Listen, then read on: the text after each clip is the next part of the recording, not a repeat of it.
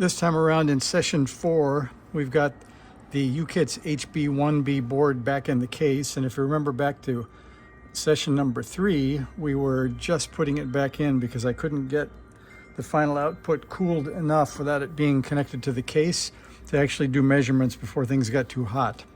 So I went through and I measured my sets of measurements A through E, and a quick recap of those.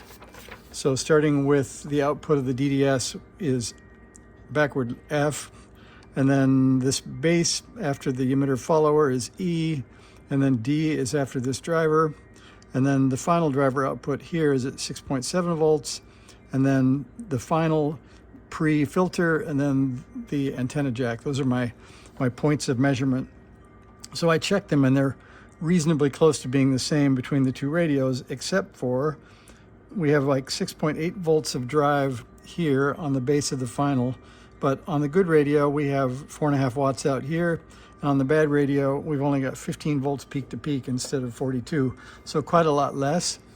And I was doing some comparisons, and I had these to go by. So this is from the good radio from each of the 6 points, and things look generally the same. So it actually seems to come down to the fact that the final output transistor may be in some degraded state because it just doesn't produce enough output.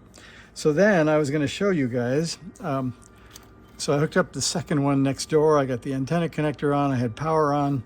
I was going to measure, because I also found this one gets really hot when it's producing its small amount of power.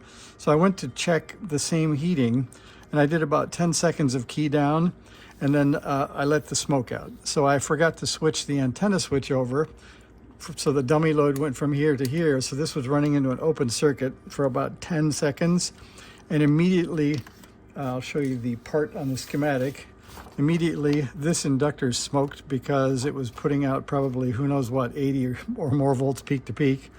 So I now probably need to change this 10 microhenry. I think I have some 15s and 18s that are the same ones used in the NorCal 40.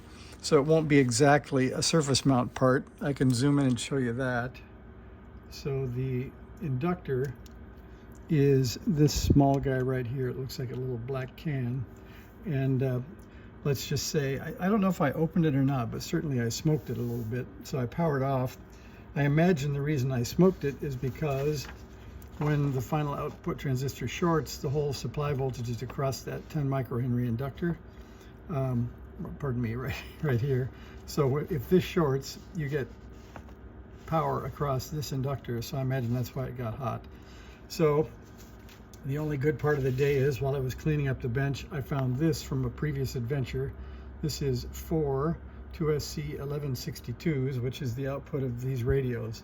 So it looks like I have to change both.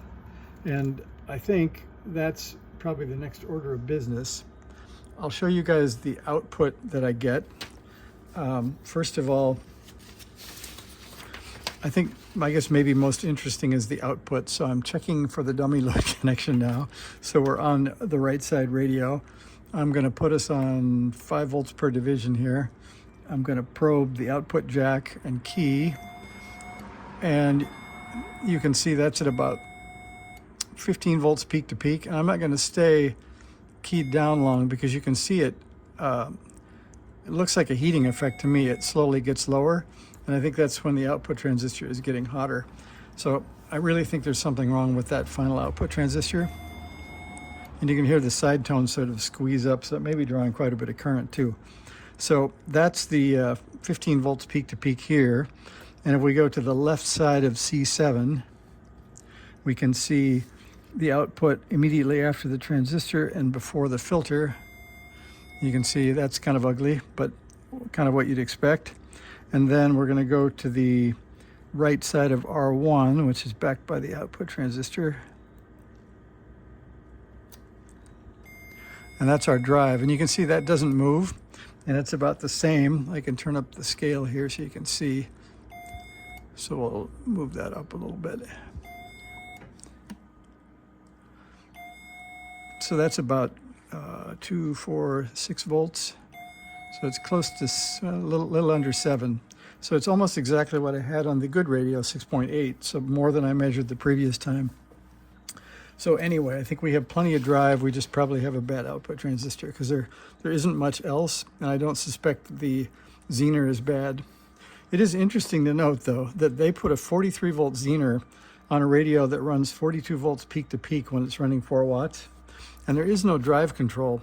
So they're running right up to the edge of their protection diode by running it at 4.5 watts.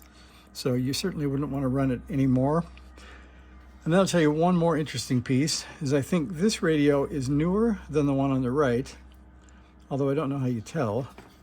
I don't see any serial number information anywhere. This is HB-1B8, and this one says, it says nothing in the same place because it has a charging jack. So maybe the one with the charger is newer, I'm not sure. Anyway, it's got the charging circuit and a 2-amp fuse. This one has a 0.39 ohm resistor in here in the emitter of the final output transistor. So that would be a little bit of safety if you were doing things like I did, like operating open circuit. So it's hard to say exactly what, but I will come back to you next with both output transistors first checked and then probably replaced, but I'll check the inductor here that I smoked and see if that's open, and then see if I shorted the transistor with the open circuit. So not too much to see other than I think we're up to the point of changing the output on the radio that we originally set out to repair, and probably the one that we were using for comparison that used to be the quote good radio. It's probably now a bad radio also. So I'll see you in the next session with a couple of transistors changed. Thanks for watching.